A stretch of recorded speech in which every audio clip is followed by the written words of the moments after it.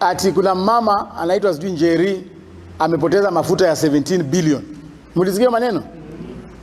Na hiyo yote ni propaganda ya kujaribu kuharibia serikali yetu jina. Huyo Njeri, swali ambayo inafaa tuulize Njeri, biashara yake ya Kenya hapa iko wapi? Enye alifanya biashara akatengeneza 17 billion na akaweka kwa bank gani, na akachukua hiyo pesa alituma siku gani kule kununua mafuta? Hakuna traces yoyote. Huyo Njeri mwenyewe hana hata kiosk na ako na 17 billion. Na mumeona vile hiyo mambo imetokea, mambo ya Njeri, ndio Raila ameanza kuongea maneno ya mafuta. Mumeona vile mambo ya Njeri imetokea, ndio mara ya kwanza Uhuru Kenyatta ameamuka akajua kuna kanisa kule Ukambani. Kwa nini? Kwa sababu wakati tulikuwa tunaenda kura mlisikia kwamba kuna 16.9 billion shillings ilipotea. Si mnakumbuka? Hiyo pesa walitoa kwa madola wakapeleka kwa makampuni zao kule nje. Sasa wameenda wamechukua hiyo pesa kule nje 17 billion wakanunua mafuta ikuje kwa njia ya Njeri, ndio hiyo pesa irudi hapa Kenya. So Uhuru Kenyatta and Raila Odinga, we already know your interest in that scandal.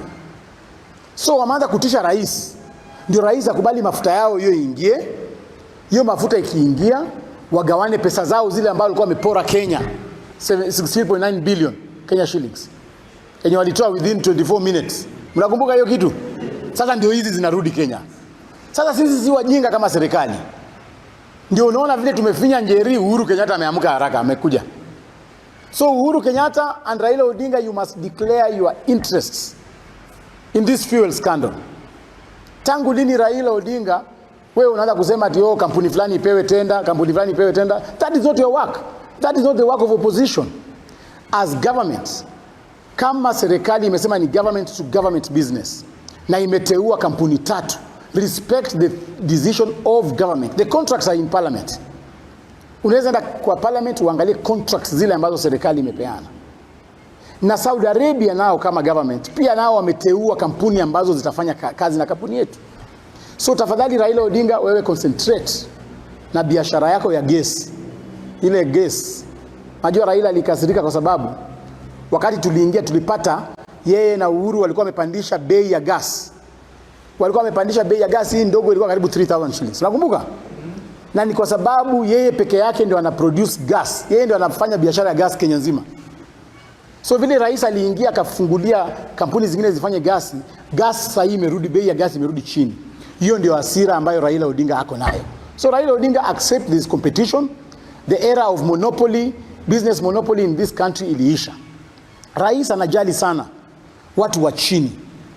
Saa hii wanalalamika ati kwamba wameongeza ushuru sijui ya nini, lakini jana mumeona hata leo kwa gazeti ya leo, rais kupitia Kenya Private Regulatory Authority ambayo inaongozwa na Fazul Mohamed wameongeza mshahara ya bawabu, watchmen na guards, private security guards kutoka 14,000, minimum yao inaenda kuwa 30,000 shillings.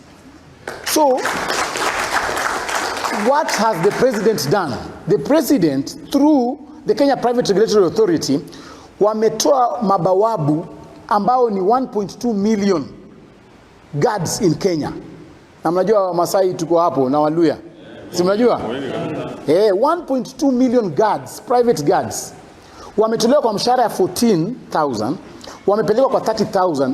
The reason is tumewatoa kwa wale kikundi ambacho hawalipi ushuru sasa.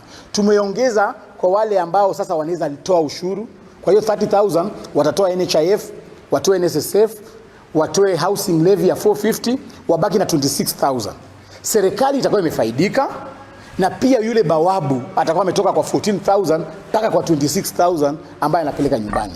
So sisi kama chama tunaunga mkono the increment of salaries and the welfare of private securities as advertised and as gazetted by the Kenya Private Regulatory Authority.